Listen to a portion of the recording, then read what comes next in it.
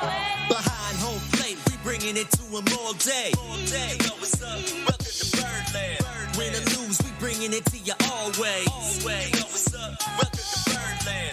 Orange or black, we rebuild the pack. No matter where we at, you know we coming back. Section 336, we on this, so tune in. You know what's up? Welcome to Birdland. Yeah, welcome to Birdland. You know what's up? Welcome to Birdland. Now, here come the boys from Section 336. Ladies and gentlemen, boys and girls, Baltimore sports fans of all ages, welcome to Section 336, Next Generation of Baltimore Sports Talk. I am your endearingly stuttering host, Matt Sroka. As always, I'm joined by the button lover, Josh Sroka. Hey, Matt, your voice does sound a little weird today. I don't know what's going on. You want me to go back to number 3? Sure, go back to number 3. Okay. Switch to number 3. We'll see what changed while you took your 2 weeks off to work on your book report. How's 3 going? You struggling with that mic? What's in the back? The little nick in the back. I got it. There's number 3 again.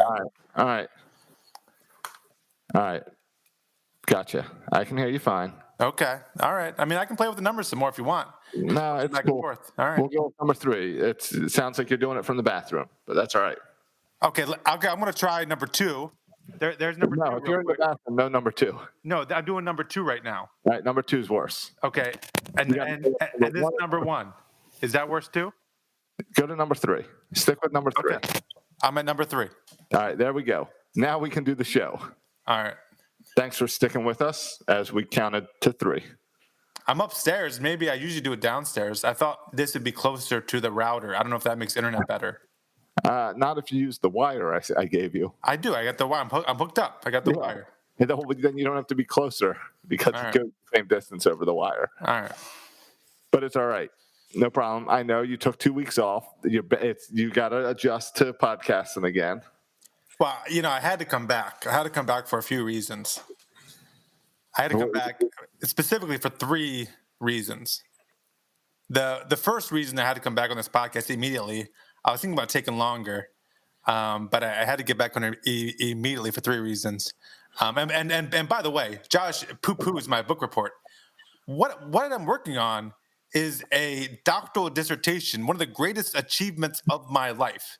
Okay, this is right up there with having a baby. It's right up there with winning fantasy football. Okay, it's right up there with figuring out how to get the cart at Aldi's. Like, it is one of the greatest things I've ever done. And I've been working on this thing for years. And I meet with my committee on Wednesday to discuss what I've been doing for the past year. And by that, what I've been doing for the past 2 weeks, really. Right. And this is going to change my existence, my entire life. So to dismiss it as a book report is insulting. And which one is more fun to talk about? To call it a book report, to call it your master's, or to go through a dissertation that's going to change your life so you can apply to a bunch of liberal arts schools and move into middle America? Yeah. Go live on a farm. Yeah, the latter. And work my way up the academic realm so I can get woke each step of the way and rise the academic ranks. I was going to say, I was listening to something today. Are you sure you are woke enough for a college campus? Well, no. I'm going to need to be. I'm going to need to fit in. I'm already practicing in the interview how to respond appropriately to fit in with woke culture. Well, the first thing I would say is at your interview, I would say, "Excuse me, I'm in the middle of menstruating." Oh, is that true? Would that give me an advantage? Well, yeah, because men can do that in woke culture. Okay, I'll try that, Josh. Yeah, that's great advice, Josh. You can coach me through this whole process. Thank you. I'll help you all out with it. No, the 3 reasons I came back was and I should be working on my dissertation even right now, but I came back. The first reason is what I heard last week between you and Ryan was absolutely disgusting. And so I had to come on here and Ryan did a great job filling in for you. No, it was disgusting. It was a complete and total love fest between you guys. Agreeing, even when Josh would say outrageous things, Ryan would agree, and Ryan would say something, Josh would agree, and they were just all they just loved each other so much. It was disgusting. I like doing podcasts with you because I immediately forget the podcast afterwards, or I like when you're not around because you listen and then you let it annoy you for a week straight until you can talk about it. Yeah, I really hate our podcast when I'm not on it. I don't know why I listen to it. It just makes me angry. I just get so angry listening to it. Guys talk about Trevor Bauer. It just makes me so angry. I want to throw something. It'd be a lot of fun to have in Baltimore. But that's the first reason. The second reason is I just had to come on here, and these two words make me laugh so much the past 12 hours. I've been laughing so much at the two words. Do you know what the two words are, Josh? No, I don't know where you're going with this. I like that. Tom Brady. I just laughed and laughed and laughed at that game you had last night. I watched that game, and I just laughed. Every time I looked at the game, Tom Brady was pouting on the sidelines, and I was just laughing the whole time. That was one of the greatest games, non-Raven games, I've ever seen in my life. That was hilarious. You see him tick that Antonio Brown already, game one. Yeah, well, he tried so hard to hook up with them, and they weren't on the same page at all. Right. They need to go back in their bedroom and work on some more routes together. Or go in their backyard and work with some more routes together. Oh, and it's right after Brady was able to make like the smug comments about the Patriots and about where they were compared to where the Bucs were this year. So it was perfect timing. Yeah, well, and everybody was announcing that Tampa Bay was the team to beat in the NFC. They were favorite going into last night. Oh yeah, and they just got. It was just embarrassing. It was absolutely embarrassing. That boy Taysom Hill was running over everybody.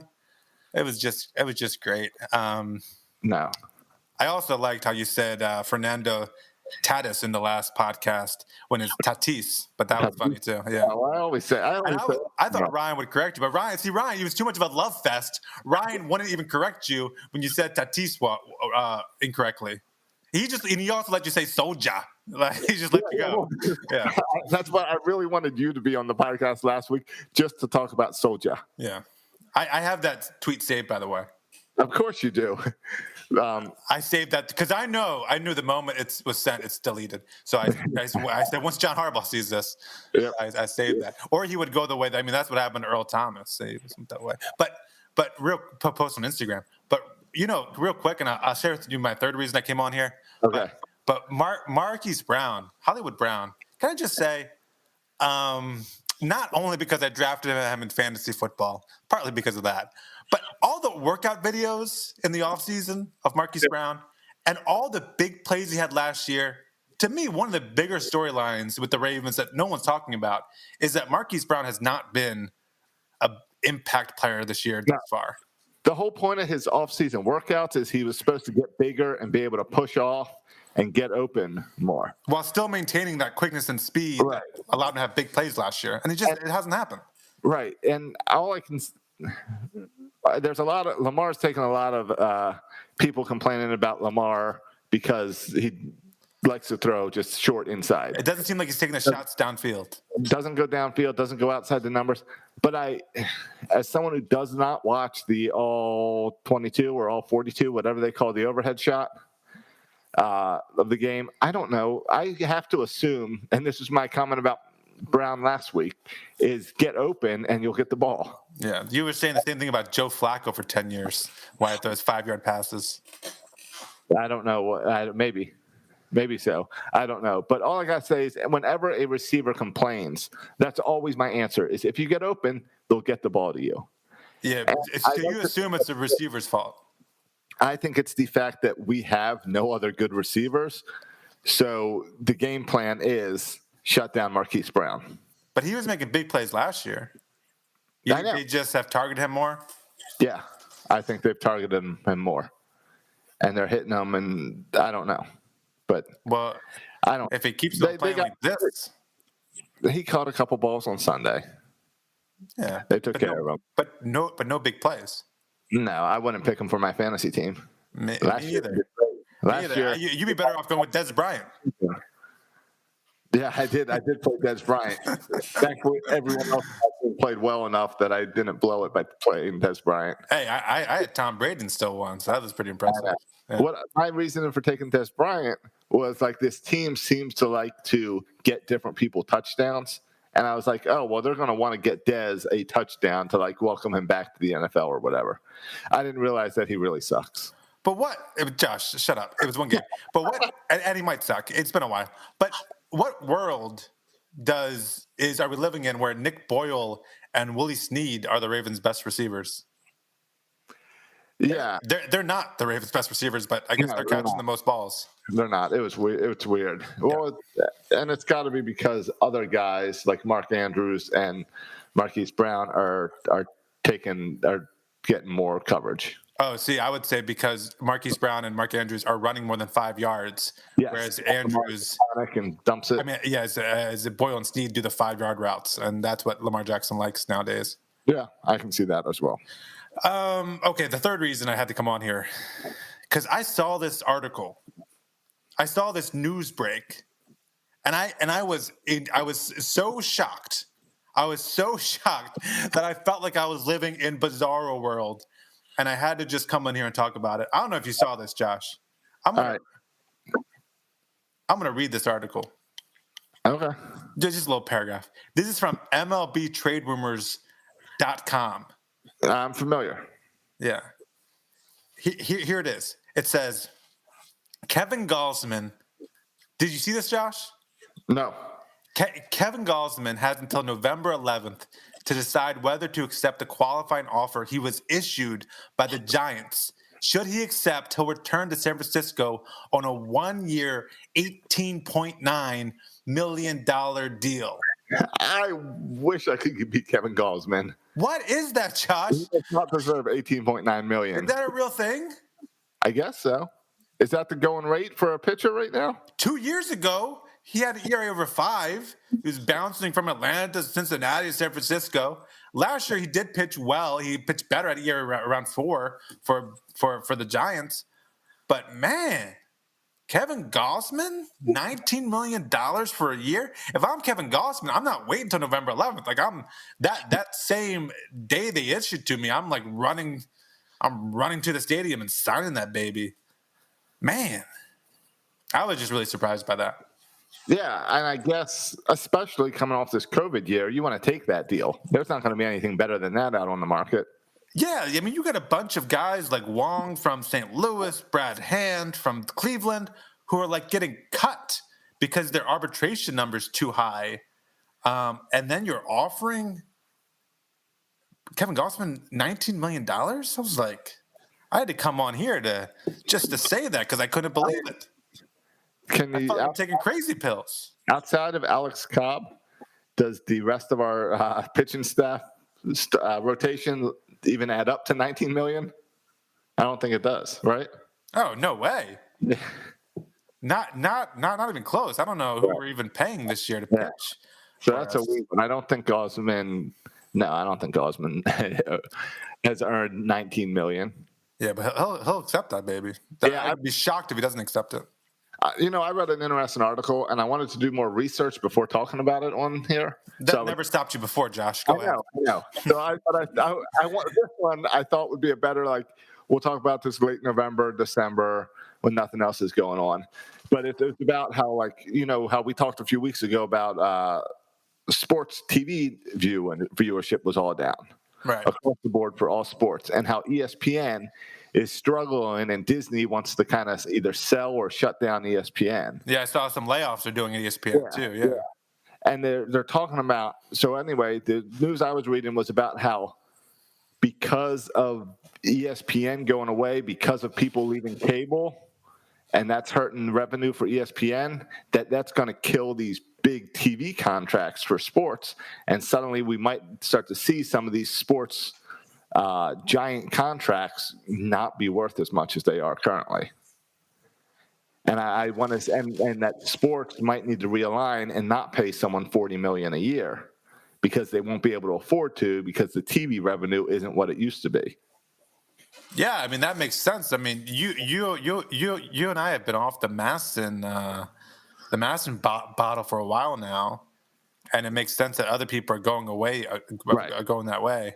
Yeah, I pay MLB TV, but that money doesn't go directly to the Orioles, right? right, and I bet that Masson pays more because I pay like $100 a year. I bet Masson's probably like $5 per person that has Verizon, like, because you don't have, they work it in where it's just part of your package, and it's like maybe $3 but it's for every Comcast subscriber then pays. So that pays way better than the certain number of fans buying the MLB ticket. Oh, no doubt. So I think you're right that there's money to be made with streaming, but not as much as these big TV deals. Right. Yeah. And so you're right. Maybe that will settle this dispute between the Nationals and the Orioles when it's not worth any money anymore.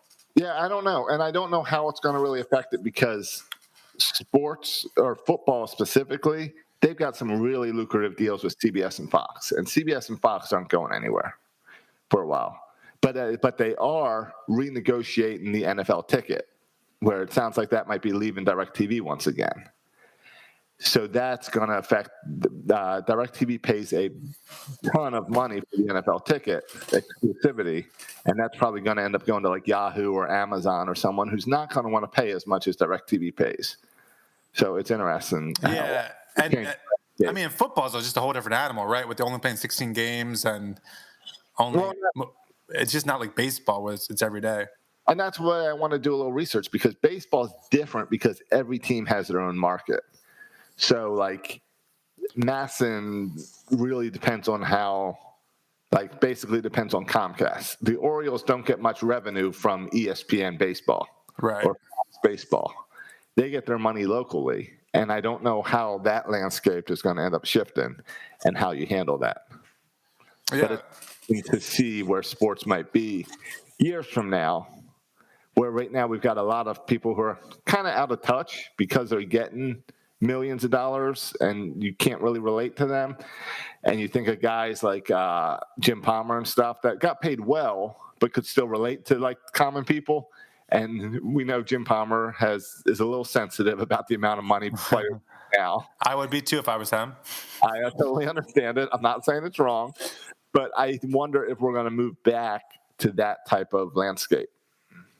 Yeah, and I think, and because you just have a lot of factors at work, because you do have that factor at work, and you also have what you're seeing, all these guys in their 30s and late 20s get cut, who are just good players, when you can replace those good players with just cheaper players. So I think like teams have got a lot smarter about where they spend their money. Like, we'll pay for an elite player, but we're not paying for a good player. We'll replace a good player with a guy from our minors who can be almost as good and cost no money. Mm-hmm. So, I think it's a combination of teams being smarter about it, smarter management that's in the business of not just winning but making money, and then plus maybe the sport as a whole making less money because, there's no thing set in stone that baseball has to continue to make more and more money every year, and that owners have to make more and more money every year, and that salaries go up every year. Like, there's no rule that happens. Like, if less people watch, they'll make less money.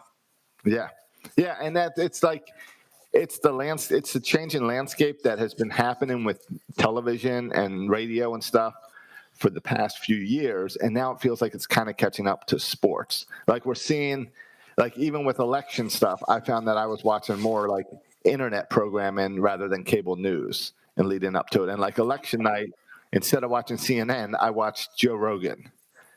So I think you're seeing a change in landscapes in news and media, and we've seen it years ago with talk radio has moved towards podcasts. Now we've got more news and stuff moving to internet.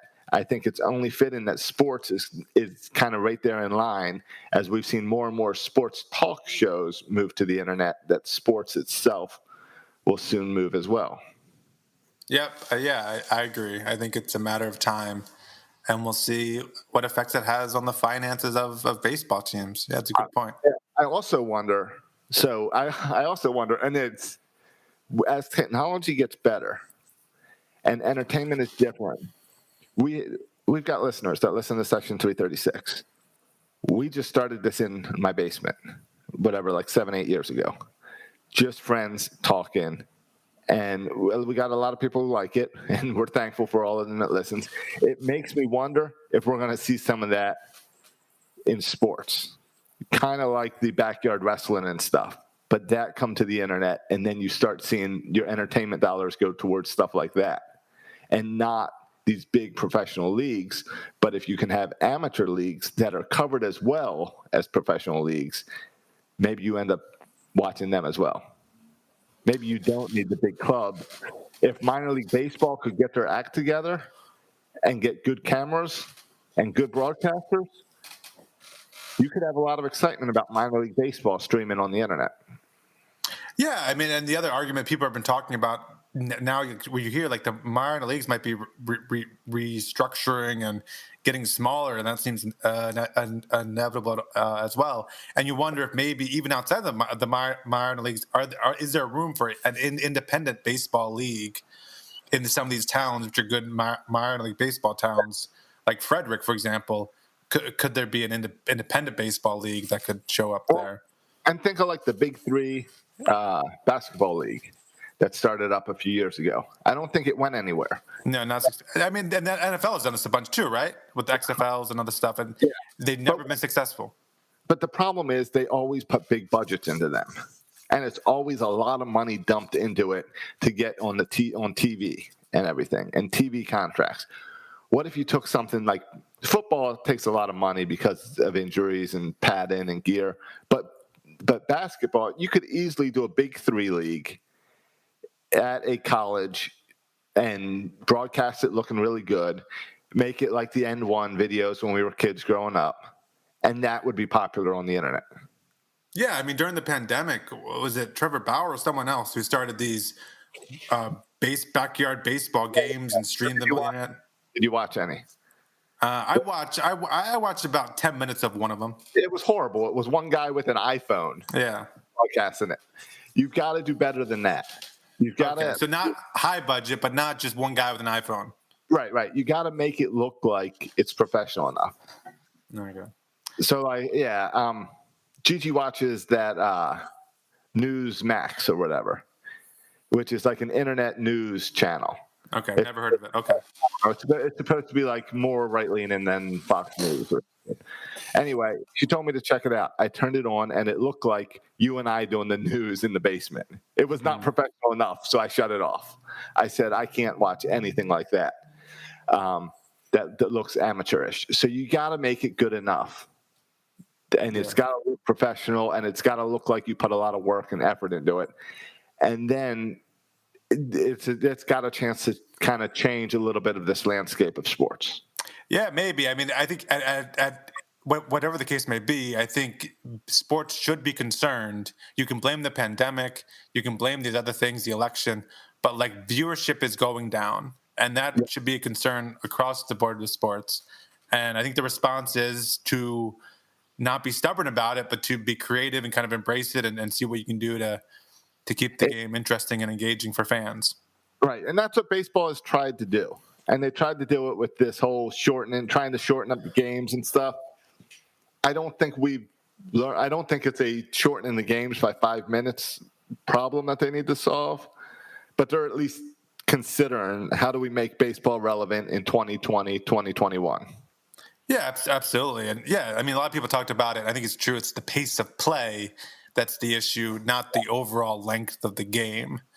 But Josh, I wanted to talk about a couple of things here that I've just been hearing over the past 2 weeks that have annoyed the heck out of me. Yeah, I don't know how we got on this topic, so go ahead.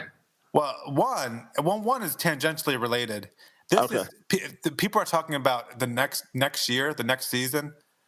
Okay. And they're assuming that it's going to be some shortened version of the Major League Baseball season. But I think watching other sports play and watching what happened last year with baseball, why would it not be a 162-game season next year? It will be a full season. Yeah, it'd be a full season, right? Yeah, if you notice, college basketball just announced they're doing a full season. Yeah. And it's launching in like 3 weeks. And none of this woke crowd is freaking out on saying, how can you have COVID? We've got today they said that vaccine tested well and like 90% effective. And so that's great. So no, we'll move on. and we're all going to have the get the COVID shot, and we're going to have baseball at the beginning of April, like we normally do, with fans in the crowd. Yeah, I think I think if there's a vaccine, there's definitely fans in the stands. And without a vaccine, I think there's still fans. There's still some fans. They might not be all the fans, but there's still some fans. No, I mean, we're seeing the Ravens have fans at games now. Yep. The Colts play indoors, and they had fans at the game on Sunday. Yep. So, yeah. I don't know. There's no reason to say that the season's going to be shortened or anything. I think we're going to have a normal spring training, a normal baseball season. Yeah, I mean, I think. Go ahead. I think right now we're looking at the peak of COVID, right? This is the surge, right? And so this is at its worst point. And I think going into if you want to say December and January, it's going to be at its worst from what people are saying. And these sports are still continuing to play. Right. The NFL hasn't been shut down. No, college football hasn't been shut down. Right. And they've had little bumps in the roads, but they navigate around it. Yeah. And I mean, it's like I said before, it's how I have to handle my workplace. We have to work. People want us to work. You want to build new homes. You want us in your homes. So we have to go and work and just work and be careful and live our lives and not just wait things out. Wow. And sports is learning that. Well, and with sports, there's just so much money involved for everybody. So that's a strong incentive to even play through, even if it's not ideal. Right. Now, that's assuming that there's no lockdown by President Biden. Part of the fear, I think, is that he hasn't said his coronavirus plan, except that he would listen to the experts. Yeah. So if something happens in January, February, March, that could affect, if we have more lockdowns, would then affect baseball. Right. But at this point, I mean, I think sports are so powerful that I would find a hard time. I mean, you remember going all the way back to the NBA when it first shut down. And Trump shut down the NBA. Oh, wait a minute. No, that's not what happened. The NBA shut themselves down. And so I think if the sports shut down, I think it'd be because they decide. I would be shocked if someone else came in and told sports what they're doing. They're just too powerful. Well, I mean, football did not have fans in the stands until the governor and mayors said they were allowed to. The mayor's power tripping. Yeah, it's right. It's right. With fans, sure. So you got to figure that out. Yeah. And basketball went to Florida because that governor allowed it. Yeah. So you have to, whether you like it or not, you got to play among the rules of the states. Yeah, but I'm expecting a 162-game full season next year. I don't see any reason for us to not have a 162-game season. I guess COVID would be a reason, but I'm not expecting. I mean, the fact that we just came off, a 60-game season would be a reason. No, I think next season will be a full season, and it's perfect timing for the Orioles. Yeah. I mean, last season was a great season to build on. I'm really curious to see. Are you surprised by these contracts that are like no big players are being signed? It's a bunch of little guys being signed here and there by different teams. A lot of minor league contracts. Well, there's not a lot of certainty with what even next year looks like. And we're convinced that there's going to be a 162-game season, and I'm convinced of it. But you're right. But there's no guarantee that there will be a 162-game season. There's no guarantee there'll be fans in the stands, and all that's going to impact how much money the teams make. And so I think there's just a lot of, and not to mention, the CBA is running out after this year, and so now I heard those long-term contracts. There's just a lot of questions I feel at this point. Now I heard they're talking about negotiating the CBA to push it off 1 year because of all the financial uncertainty, which seems to make a lot of sense. Right, until you know where you're standing. Yeah. Especially coming off this year of losing revenues across the board, TV viewership down, and all that.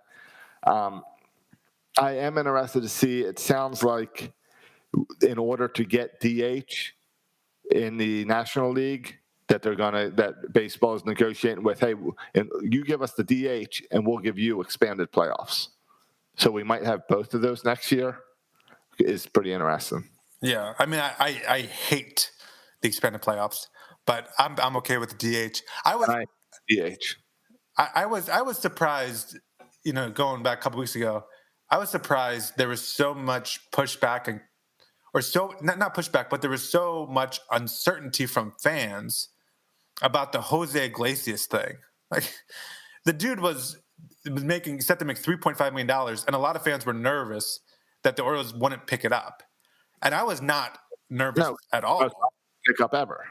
Well, and my reasoning was this: Elias. If Elias is anything, he's consistent. He's been consistent from day one. Yes. Why did we bring Iglesias last year? Because he was cheap. Because he was cheap, and he played a position where we didn't have anybody else to play. Right. And we wanted a veteran shortstop to help our young pitchers, to provide solid defense, and we didn't have anyone else there to play except for Richie Martin, and we didn't want Richie Martin to play. This year, Richie Martin, who was the only guy who was close to being a major league shortstop on our roster, spent the whole year hurt and didn't play last year. And so we still don't have a shortstop. We still don't know if Richie Martin's a major league shortstop. There's no one. Mason McCoy is the next closest one, but he's not ready to play in the major leagues. And so we still have the same void, the same need. So if Mike Elias would have cut Jose Iglesias, he would have, when we still have the same exact need where we brought him in, it would be Mike Elias either saying, oops, I made a mistake and I should have never signed Iglesias, which wouldn't really make sense. Like he changed his mind. Or the other option would be like there's someone a young player ready to take Iglesias' spot. And that's just not the case. And so it would be totally just philosophically inconsistent for Mike Elias to sign him last year, have the same need, and then cut him. So that's why I thought, I didn't understand why people were even questioning it. And Mike Elias, I don't think for one day thought, oh, I'm not going to sign him. I don't think that even crossed his mind. Yeah, and that's the whole reason he has that option in his contract. It's completely for the Orioles planning this way. Right. If Richie Martin was great last year, and then you say, oh, you know what? We don't want to pay you $3.5 million because Richie Martin was so good last year, and he's going to be the everyday shortstop of the future. But no, Richie Martin was hurt the whole season, and so Iglesias, we still don't know who our shortstop is. Play for one more year, so Richie Martin can be the starting shortstop at Norfolk, and we can find out how good he is and maybe bring him up in utility spot or whatever to make this transition better. Yeah, totally. Speaking of next year, it was nice this week to see Trey Mancini in the batting cage and Trey Mancini talking about being ready for spring training. He's ready to go. That's exciting. That's a lot really great news, yeah. That's great. So, personal news and great Orioles news. Yeah, it's good, something positive to see this week. And then, it's great because the Orioles are going to be a better team with Trey Mancini on the field. Absolutely. It's the first good thing to happen in 2020. Yeah, right. It's been a rough year. Yeah. Yeah, it hits high hopes for 2021. Yeah. So that's great to see. And now you start to see the key team coming together. I mean, I'm salivating at our offense next year. That includes a Trey Mancini and a Ryan Mountcastle and a healthy Austin Hayes. Like, I'm excited about our offense. I think it's going to be exciting. I don't know how many young players will come up and contribute. I hope at some point we see the great Adley Rutschman to even make our team even better offensively. But, yeah, I think our offense is going to be great, and I think it's going to be a matter of our pitching and how much our young pitchers step up. And if Mike Elias goes out there and signs any pitching, I think it's going to kind of have a big factor. But I think our offense is going to be good. Yeah, I think so. I'm with you there, and I think our pitching will make the next step. Are you excited for AJ Griffino and Greg Cullen? I've never heard those names before in my life. Those are the two guys that we got this week from the Braves trade. When we traded Tommy Milone to the Braves, we got two infielders, AJ Griffino and Greg Cullen. Graffinino was chosen by the Braves in the 8th round of 2018 first-year player draft. He came from the University of Washington, and he rose to number 23 among the Braves prospects. He's number 30 for us. Okay, and then Cullens was chosen in the 15th round in 2018 from Niagara University. He's a second baseman / shortstop, and I don't think he's ranked anywhere on our charts. You know, I was a little surprised with those moves because if you look at this age, I know Graffinino is 23. I think the other guy's in his early 20s as well. They're a little older. Yeah, it's not these. I think when we first heard the deal, we thought, oh, this is the Cashner's 16-year-old Right. players. But no, these are 23-year-olds at single A level. yeah. So older guys playing at lower levels. Yeah. It's nothing exciting. Yeah, but it was Malone. but Exactly. but I also wonder if Mike Elias, because I wonder if he looks at it as kind of being, and his department, right, is very data driven. And I wonder if he likes these older guys because he has college stats on him. He has minor league stats on him. Like, he has just more to go with when making this trade because they're a little bit older and he's seen them play baseball longer, even if it's not at a higher level. Yeah, I like signing college players because of that, because I feel like there's a big step that you take at college that you can see more if they're major league ready. Where when you sign the younger guys, you're waiting to see that step in your minor leagues. I think the college guys can normally progress through your minors a little faster, which does leave me concerned that they were drafted in 2018 and they're only at single A. That does not bode well for the players. Yeah, I mean, and I mean, it's complicated, right? Because did they have an injury issue? Did something happen? I mean, and they lost all of last year, right? So like the single A, they could have been in double A last year, just double A didn't happen, and that would make them ready for triple A this year, you know? Yeah, I got it. So I think that the loss of year makes everyone kind of look a little bit wonky. I mean, if you look at Adley Rutschman, right, his highest is single A, but you wouldn't call Adley Rutschman a single A player. You're right. I didn't think about the weirdness of 2020. Yeah. All right, you win. I mean, we have a bunch of guys, from last year, like Kerstad and Westberg and these guys who have still never played any professional baseball, which is kind of weird. Right. Yeah, and I think we thought very positive of that Bowie time for this season. So maybe, I don't know what the other clubs were doing, but I'm sure they were doing something similar with focused trainings and not just kids sitting at home playing video games for a year. Yeah, not doing what I was doing. But the Orioles now are in an interesting position where, and this is setting up because I guess the winter meetings, which take place next month, will all be done virtually, as my understanding, right? Zoom calls. I didn't know. It's all Zoom calls? I think so, yeah. Oh, that's okay. That's weird. That's my understanding anyway. I read that somewhere. But the Orioles are going to have some interesting decisions to make because for the first time, I mean, Mike Elias has been here for a couple of years. You have these young players progressing through the system. We've talked in the past, going back to 2 years ago, about how the minor league teams, with the addition of kind of the analytics, have performed a lot better as they progress through the minors. When now we're getting to the point that this year, next year, the year after, but this year is when it starts, where we have some tough decisions to make on prospects. Where before we never had to worry about protecting players, right? We never had to worry about protecting, fitting the only protecting 5 guys because we didn't have enough room on our roster. I mean, we always had plenty of room to even go in the Rule 5 and take more guys. But this year, right now we have 35 men on our 40-man roster, and there's legitimately 8 players who we could put on our 40-man. So we have 5 spots left, 8 players that could fit there, and that's not including if we wanted to go back in the Rule 5 draft and make any moves in the Rule 5 draft or make any move in free agency and put anybody on our 40-man.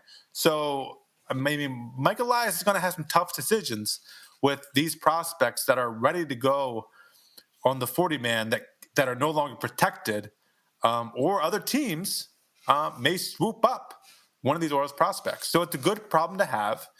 It's a problem other teams have every year, and we haven't had this problem in a while. And so it's a good problem to have, but it's going to be interesting to see who Mike Elias chooses to protect, who he leaves open, and if the 40-man roster is full or if he leaves the spot open to do something in the Rule 5 draft. It's going to be all interesting to watch over the next couple weeks. Yeah, it is. And it's something, like you said, that we've never had to deal with. And I think there are going to be some people that we have learned to at least hope for, and names. It's gonna, you know what it is? It's gonna be names we recognize that some other teams might take, and we've never been at a place where our players are good enough that someone else should take them. We've never had to worry about it. So you're right.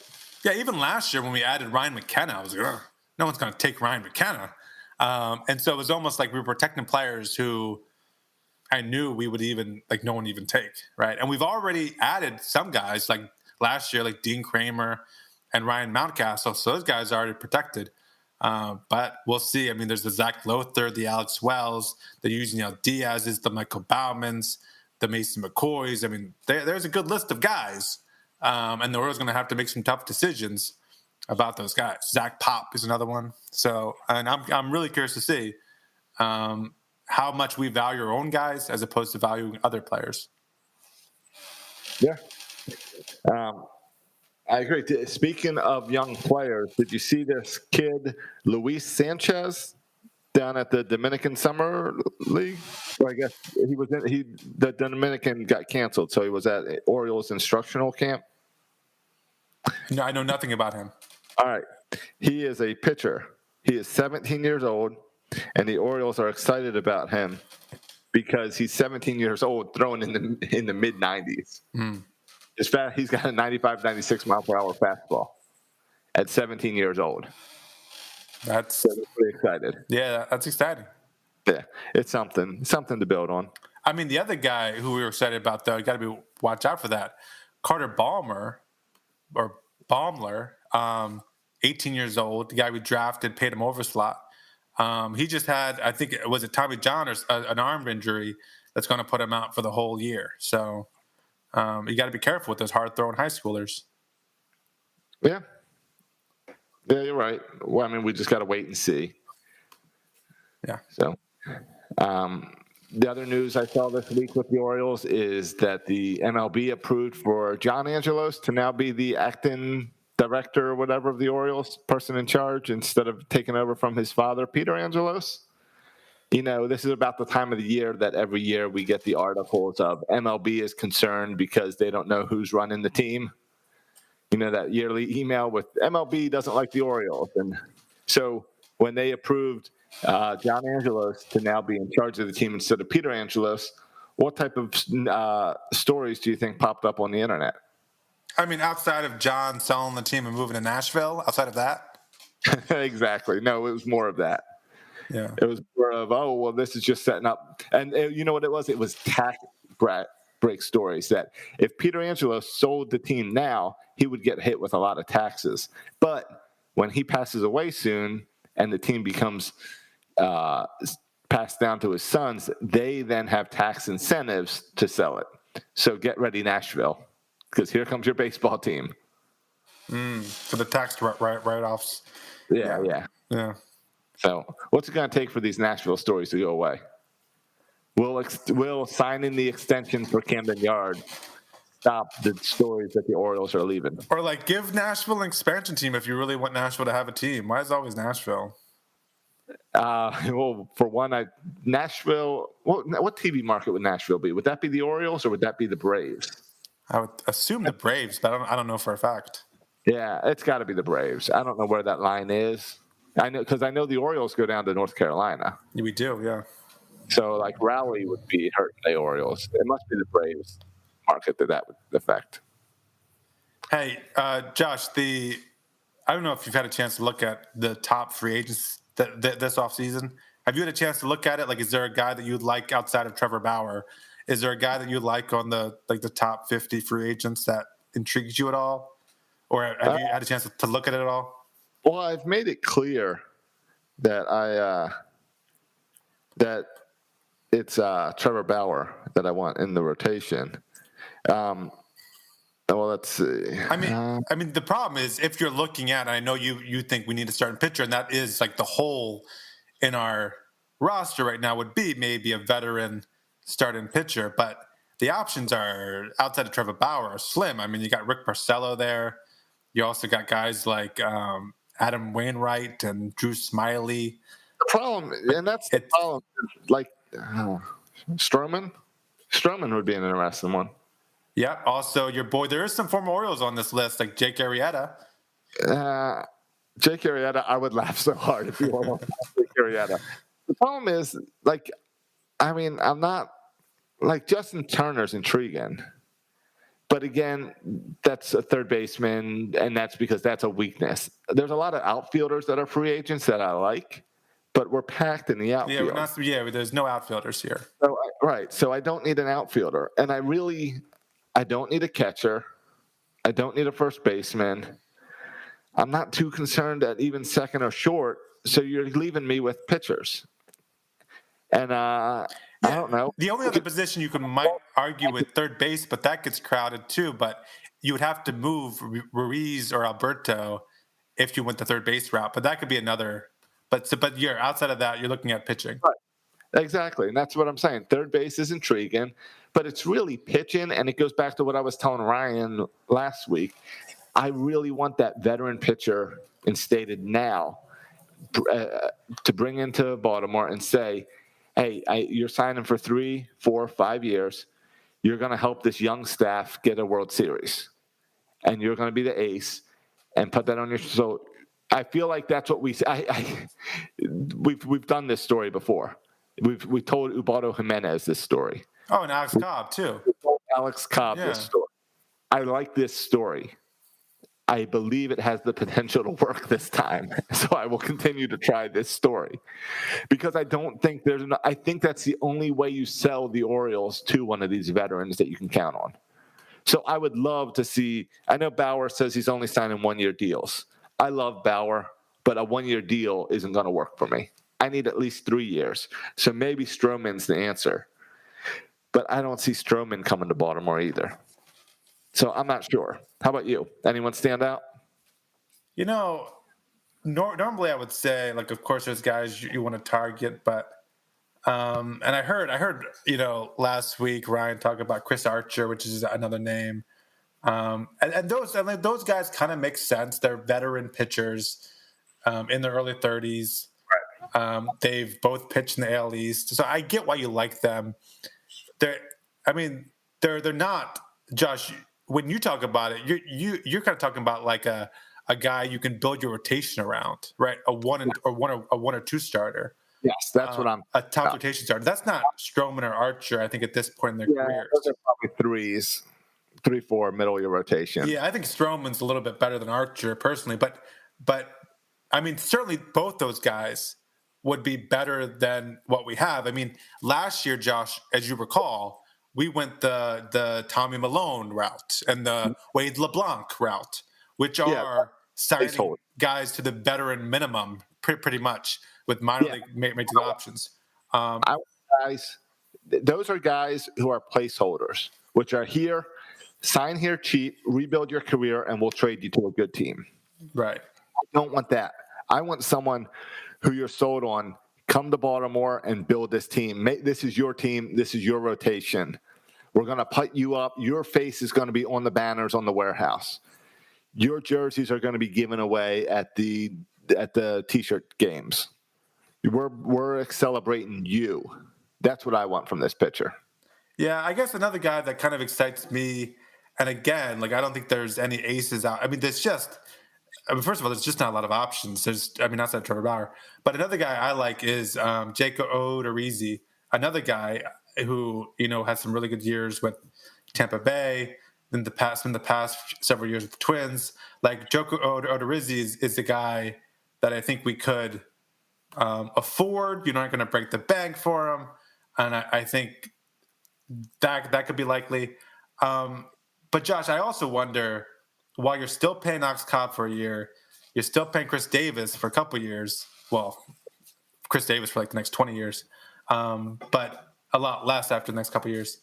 Do you think the Orioles are waiting to maybe get some of this money off the books before they make a big free agent signing? Because I think at some point they're going to sign someone on a multi-year deal for a good amount of money. But I wonder if they're waiting to get some of these guys off the books first. I don't think that matters because you can always do a back-ended deal. We're going to sign you for $40 million. You're going to make $5, and then $30. I mean, You can do it. You can manipulate the books to make it work in your favor. Plus, Chris Davis coming off the book is really, you're still going to pay him for another 20 years or whatever. And when there's no salary cap that you got to deal with, and when you saved money last year, when you look at as much as every team was hit in 2020 with revenue loss, the Orioles were probably hit the least out of any baseball team. It probably affected them the least amount.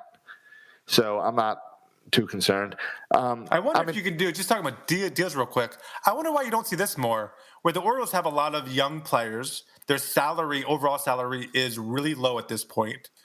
I wonder why you don't see more of like a 5-year deal, but then like you start at $30 million and then you go down to 25 and then 20 and then 15. So their salary actually gets lower as you start having to pay all these young players during arbitration. Like for the Orioles, it makes sense to pay a guy more now and less in the future, but you never really see those kinds of deals. Yeah, I don't know. I mean, it makes sense, and it goes back to that whole conversation of the structure of sports and money and all starting to shift a little bit. So it'll be interesting. Hey, by the way, just they crowdsource, and on Fangraphs, they crowdsource Marcus Stroman, and he is, according to crowdsourcing, he'll get 4 years, $64 million. That's quite a commitment to a pitcher, 4 years, $64 million. You think the Orioles would be willing to make that sort of commitment on a guy like Stroman that's going to be your 2 or 3? He's not going to be your number 1. You think we would spend 4 years, $64 million on him? No, I don't like that deal. Here's the problem. That deal sounds wrong, but you started the episode by telling me Kevin Gausman's getting $19 million. Yeah. For 1 year. So it'd be expensive. He might reject it and try to get more. Who knows? Right. So Stroman's cheaper. So maybe, but 4 years is a long commitment, but that is what I want. I'd have to look at Stroman's numbers a little bit more. It reminds me a lot of... Like 29 years old, right? He's a young guy. He's 30. It reminds me a lot of the Alex Cobb. The Alex Cobb pitching in the AL East has some success. Alex Cobb was 4 years and $60 million, I think, and this is 4 years and $64 million. So almost like an identical deal to what Alex Cobb got, and which really has not worked out. But maybe Stroman will. Yeah, I don't know. I mean, yeah, I wouldn't. You know what? If the Orioles spent money like that, I'd be perfectly happy. Yeah. I also wonder in this weird year if more players will take 1-year deals, and if that'll lead to next year being a better free agent market, which probably be better for the Orioles too, because you could not spend money this year. And when you're a year closer, then make the big splash with the free agent pitcher. Yeah, I don't know. They're going to have to do a free agent pitcher either this year or next year. I would like it to be this year because of my philosophy of build the team around it. If you do it next year, instead of saying, hey, we're building around you, you're saying, hey, come here, look at all these parts we have. We're competitive. Yeah, but I just don't know if that right guy's there, and I'd rather wait for the right guy than make a stretch just because you want to get that piece. And it's not the right piece, and now you're stuck with them for the next 4 or 5 years. Yeah. Is Tanaka a fit for the Orioles? You see, I'm not a Tanaka guy. I feel like he's always on the verge of getting hurt, or like always a little bit hurt. Right. So that's not, that kind of goes against what I want to see. Yeah, he would make me too nervous as far as the risk factor there with him. I don't know. We'll see. It'll be interesting next month when these meetings come, if any trades actually get done, and how they even do that all virtually. Because the whole reason, like these trades and stuff, everything about the winter meetings is supposed to be like informal conversations at the bar and stuff. Yeah. And you can't have informal conversations over Zoom. Yeah, you ever try to do one of those happy hour Zooms? Those are disastrous.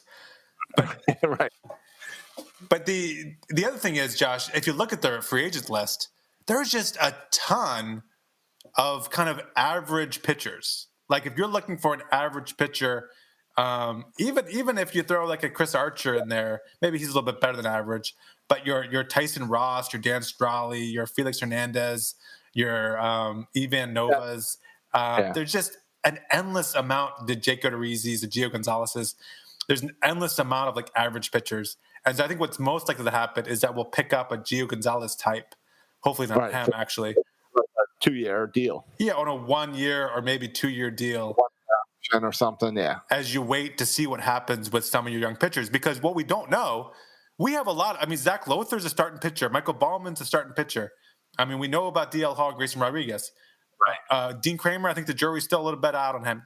Keegan Aiken. I mean, it could be very possible that the guys in our minor league system are just as good, if not better, than a Gio Gonzalez, right? Sure. But if you like any of these guys, like Stroman or Bauer or something, if you like these guys, this could be the year to get a good deal on them because other teams aren't handing out as much money. Yeah, I mean, we have a spot in a rotation for him, that's for sure. Right. We got a spot, and we could give you a multi-year deal where other teams might be hesitant to do more than a 1-year deal. Yeah, it'd be interesting to see how Michael Elias approaches it. But I think you would have to really like the player to do that. And I just don't know if there's someone that Michael Elias sees that he says, oh, my analytics can help this guy, and I think I can really work with him. I think the ultimate would be if, Jake Arrieta would be good when he come back, or Kevin Gossman rejects the qualifying offer and we sign him. I think that'd be awesome too. But hold on, if he rejects the qualify, what's he going to come back to Baltimore for 3 years? What, $15 million a year? You give him $45 million guaranteed? No, I mean it might be a 4-year and $45 million. So maybe I'll choose longevity over a 1-year deal, a 4-year deal for maybe like $45 or $50 million. Right. I mean, if he turns down, he's not going to get more than $19 million a year. No, so he'll be wanting a long-term deal. 4 years. Yeah. You don't want a 1-year deal. He did have a career high on strikeouts last year. Yeah. And 50 innings. Yeah, good for him. And in the National League. Well, I mean, and Kevin Gall, and the reason he got $19 million is the reason that he was a first-round draft pick and one of our top prospects for so many years. The kid throws in the mid-90s. Like, there's not many people who can do that as a starter. He's got great stuff. He always had great stuff. And that's why he's getting paid for stuff still. All right. Well, if you're bringing back Galls, man, can I bring back Scope? Yeah. Stick him at Can I take him too? Hey, listen, I would. I don't know how much better he makes our team, but for nostalgic purposes, I would love to have Scope again. Though it'd be a little sad. That's like having him without Manny. Yeah, having him without Manny's a little bit sad. He was like kind of the partner to Machado, and it's like you're bringing back Robin, and it makes you miss Batman. Mm-hmm. Yeah, it's like you had the two sides when a couple divorces. Yeah, and then like you're still trying to be friends with the one side, but you really don't like the one side. Right, exactly. Or at least you can be friends with both, but when one's around, you got to pretend like you don't like the other. Yeah, absolutely. And I can't pretend like I don't like Manny. Yeah, it's really hard to not like Manny. Yeah. Though sometimes Manny makes it easy to not like Manny. Yeah. What are you talking about, the tattoo or about his hair? What did he do at the end of this season? Oh, he got into it with some players. Yeah, he got into it with a pitcher or something. Yeah, stuff like that. And then he did something else. I forget. But it's just Manny being Manny. Manny being Manny. Didn't run hard enough to first base for you? Was that it? All right. Anything else to cover this week? Are we good? No, we're good. Lots of sports news. Oh, the Angelos welcome Biden and congratulate Biden as politics and sports continue to blend. You think that's appropriate, Josh? Or put that statement? I think sports should not have any place in politics. I go to sports to be away from politics.